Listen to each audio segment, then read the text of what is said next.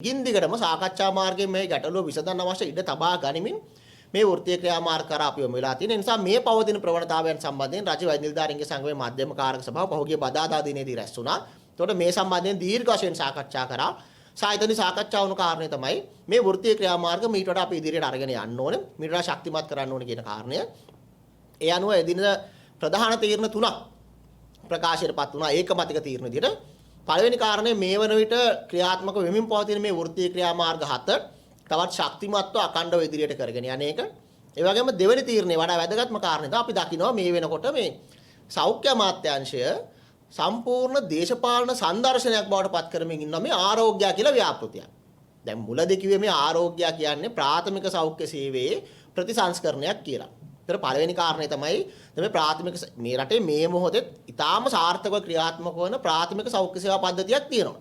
ග්‍රාමීය රෝහල් පද්ධතිය හරහා, එතකොට දිසා රෝහල් පද්ධතිය හරහා ක්‍රියාත්මක වෙන විශාල සේවාවක් සපයන පද්ධතියක්. ඒතර එහෙම තියෙනකොට තව එකක් උඩුන් ගෙනල්ලා පැල කරන්න තමයි මේ උත්සාහ කරන්නේ. නිසා අපි දිගට මහපු දේ තමයි මේකේ අරමුණ මොකද්ද?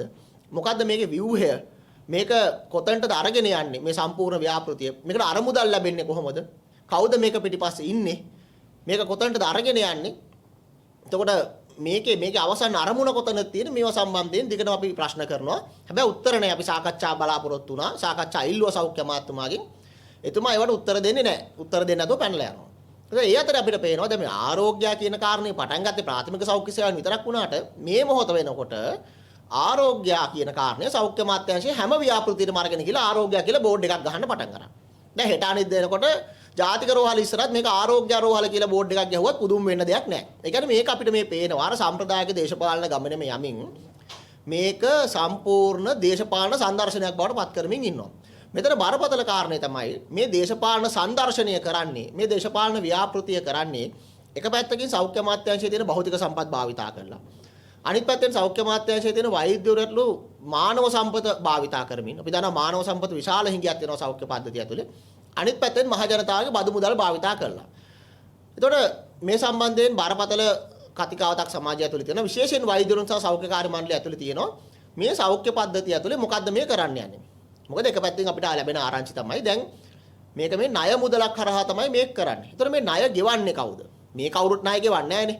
මහ ජනතාව විදිහට අපිම තමයි මේ ණය ගෙවන්නේ.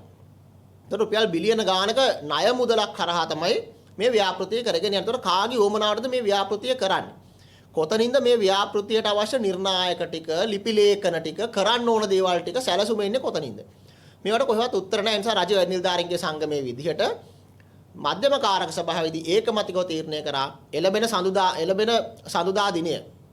එහෙම නැත්නම් එළඹෙන මාර්තු මාසයේ 2 වෙනිදා සිට ආරම්භ වන පරිදි මේ ආරෝග්‍ය කියන සමස්ත ව්‍යාපෘතියෙන් රජ වෛද්‍ය නිලධාරීන්ගේ සංගමයේ සමාජිකයන් ඉවත් වෙනවා. ඒතර එතනින් එහාට මේක ක්‍රියාත්මක වෙන්නේ කොහොමද? මොකද වෙන්නේ කියන කාරණේදී අපි බලාගෙන ඉන්නවා. ඊට අමතරව ප්‍රාථමික සෞඛ්‍ය සේවාවේ ගැටලු ගණනාවක් තියෙනවා. ඒ ගැටලු සියල්ලත් එක්ක තමයි මේ වෛද්‍යවරු විශාල සේවාවක් මේ රටේ සපයන්නේ. ප්‍රාථමික සෞඛ්‍ය පද්ධතියේ රෝහල් 1000කට අධික සංඛ්‍යාවක් තියෙනවා.